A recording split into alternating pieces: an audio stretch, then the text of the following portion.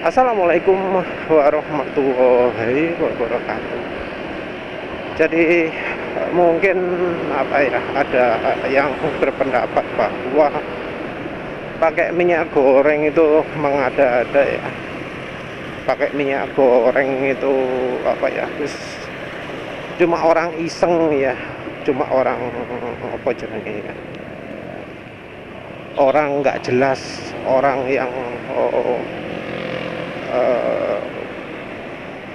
nggak percaya sama insinyurnya pabrikan, karena insinyurnya pabrikan itu pinter sekali ya, lebih hebat dari Tuhan ya, kemampuannya melebihi manusia ya. Kan ada yang berpikiran seperti itu. Nah, kalau misalnya itu dianggap bodoh ya, dianggap menyalahi ilmunya, menyalahi pengetahuan, nggak sesuai dengan sains, nggak sesuai dengan ilmiah. Yang jadi masalah adalah mengapa mereka-mereka yang membantah pemakaian minyak goreng itu nggak ada yang benar dasar ilmunya. Jadi ketika penulis ngomong nggak ada yang benar ini karena alasan-alasan, argumen-argumen yang diungkapkan oleh mereka-mereka yang membantah pemakaian minyak goreng itu nggak sesuai realita, nggak sesuai fakta ilmiah, nggak sesuai dengan yang dipakai oleh ilmuwan. Jadi walau ngomong nggak sesuai nggak sesuai ilmu, nggak sesuai opo, faktanya seperti itu. Ya akhir-akhir ini aja lah penulis ada dua perwakilan pabrik oli ya. Yang satu dari Pertamina, yang satu dari Nine Circle, dokter mobil. Yang Pertaminanya sih lumayan ya, lumayan. Ngomongnya minyak goreng itu nggak dijadikan oli mesin karena nggak ada aditifnya.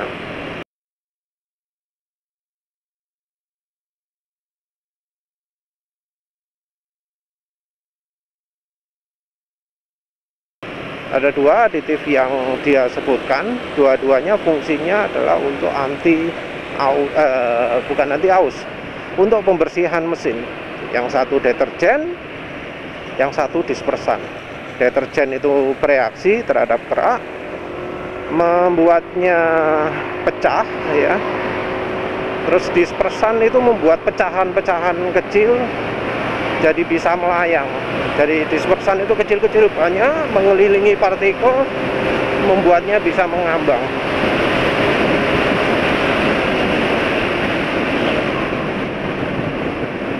Jadi dispersan fungsinya bekerja sama dengan deterjen. Ya tentu yang namanya minyak goreng nggak ada aditifnya lah, wong dipakai untuk makanan. Ngapain dipakai aditif segala? Ya enggak lah, enggak. Emang normalnya seperti itu, masuk akal sekali. Yang jadi masalah adalah ketika penjelasan Pertamina tersebut dilakukan, dikutip oleh media sebagai alasan bahwa mencampurkan minyak goreng itu tidak baik.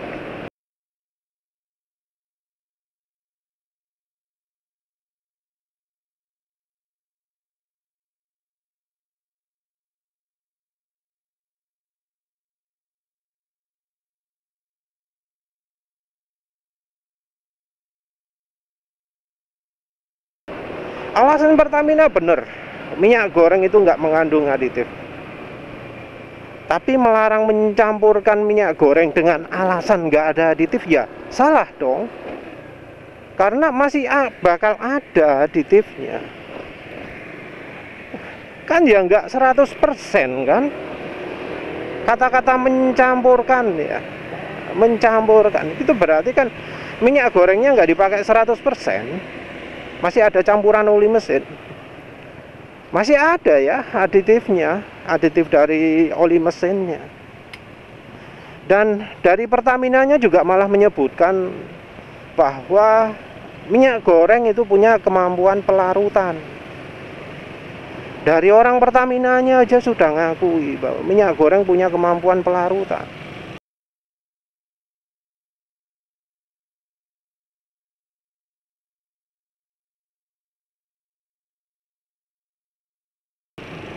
Nah, kalau misalnya ya kita pakai sebagai campurannya oli mesin, ya berarti nggak ada salahnya dong. Karena ya aditifnya masih ada. Aditifnya masih ada, terus kita tambahkan sifat pelarutannya. Kan top. Ya, jadi kita itu harus waspada ya, hati-hati ya. Karena apa yang jadi judul belum tentu dijawab oleh pakarnya. Pakarnya yang jawab nggak sesuai dengan pertanyaan, tapi dianggap itu jawabannya, padahal enggak.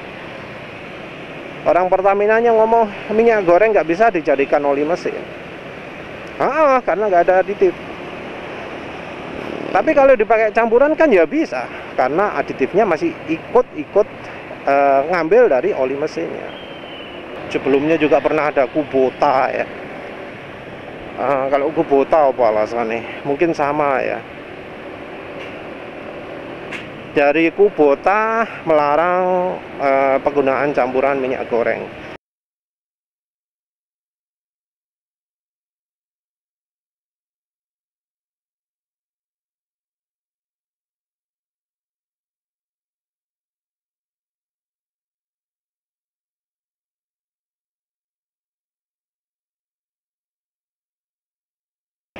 Ada yang melarang penggunaan minyak goreng. Penulis sendiri nggak rekomendasi 100% minyak goreng ya.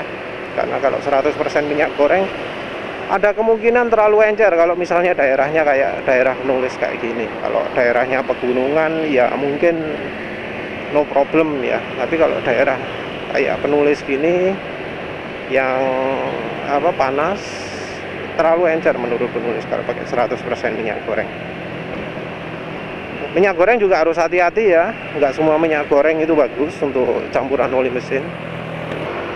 Campuran minyak goreng minyak goreng yang cocok jadi campuran oli mesin untuk sementara pilihannya cuma KCO, Vilma, Bimoli Klasik. Untuk yang merek-merek lain kurang rekomendasi. Ada juga merek yang jangan dipakai, seperti misalnya buatannya Wilmar ya. Kalau macam Tropical Sunco itu cuma kurang begitu sip. Tapi kalau yang merek Fortune, merek Xania, wah itu bikin masalah. Olinya malah nggak bagus. Terus bikin rembes ya. Kalau merek Sabrina tergantung ya. Sabrina itu lebih ke nambah power. Tapi untuk kekentalan olinya, untuk kemampuan kemampuan melumasinya kurang awet ya. Dipakai pertama licin, tapi habis itu jadi cepat kasar suara mesin. Terus Sabrina mungkin juga sama dengan Fortune, Freshwell ya. Untuk minyak kita wis sembuh lah. Nah, dari Kubota nanti penulis cantumkan aja ya yang Kubota itu kayak gimana. Tapi dari Delta Loop itu ngomongnya minyak goreng ada sifat menyerap airnya, higroskopisnya. Entah ya, karena minyak goreng itu bukan glikol gitu loh. Enggak sekelas glikol. Alasannya adalah karena minyak goreng itu minyak kelapa sawit itu mengandung gliserin.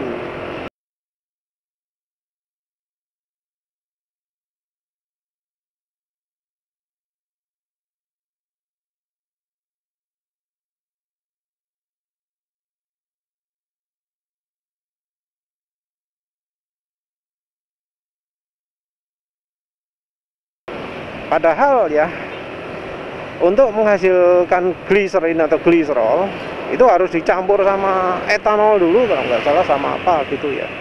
Jadi harus dicampur bahan kimia lain dulu, baru nanti menghasilkan gliserol dan apa ya. Jadi melalui reaksi kimia dulu, melalui sintesis dulu. Nah kalau yang seperti itu ya, selama kita nggak menambahkan kedua zat itu ya pada minyak goreng, ya nggak akan muncul gliserol, dan sifat-sifat jelek gliserol itu nggak akan terjadi pada mesin. Toh kita pakainya di mobil bensin, ya di mobil bensin, mobil diesel, motor bensin. Nggak akan kejadian seperti itu. Dan selama ini juga nggak pernah ada cerita yang apa seperti diomongkan itu, yang diomongkan sama Delta Lu.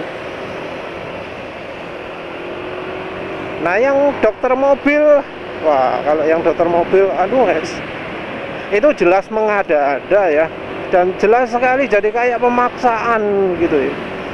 Gimana caranya minyak goreng itu terkesan jelek sekali gitu ya. Omongannya wis di luar apa ya, di luar logika normal ya, seakan-akan logis tapi nggak masuk akal. Karena apa? Yang dia pakai utama itu adalah alasan kesehatan, alasan lingkungan. Alasan kesehatan dia sebut kalau ya kita sampai mengkonsumsi campuran oli mesin dan minyak goreng, itu bisa kena kanker, kena apalah gitu. Kalau kita menghirup asap hasil pembakaran dari minyak goreng dan oli mesin, kita ya bisa kena radang paru-paru atau apalah gitu ya. Pokoknya penyakit aneh-aneh.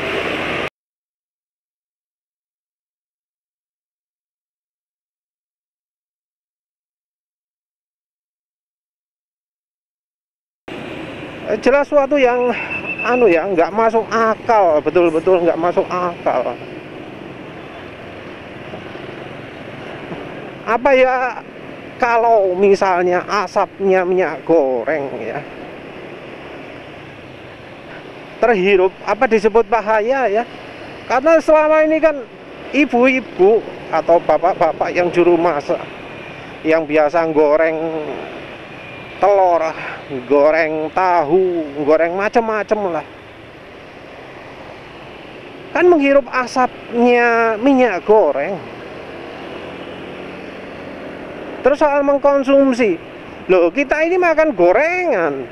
Orang Indonesia itu suka gorengan, gorengan tempe, gorengan tahu, gorengan singkong, gorengan ayam, gorengan ikan, wis semua digoreng dan dimakan. Loh kok bisanya ngomong oli mesin dicampur minyak goreng bakal bikin penyakit?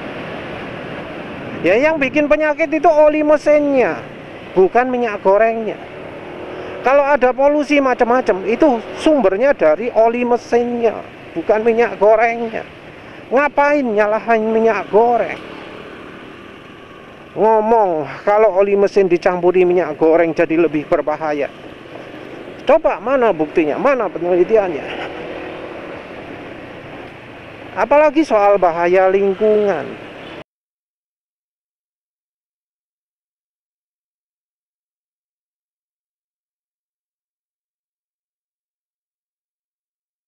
Sekarang ini lagi ngetren pabrik oli buat oli bio yang berdasarkan dari tanaman, oli yang dibuat dari tanaman. Minyak goreng itu ya minyak yang dibuat dari tanaman, ada minyak jagung, minyak canola, minyak zaitun, minyak apa mana ya, minyak sawit, minyak kelapa. Dan apakah minyak dari tanaman disebut merusak lingkungan? Justru tidak ya, justru tidak. Minyak nabati itu malah dianggap lebih ramah lingkungan daripada oli mesin, daripada oli mineral, daripada oli sintetik. Kenapa? Biodegradable, lebih mudah terurai ketika dibuang di lingkungan.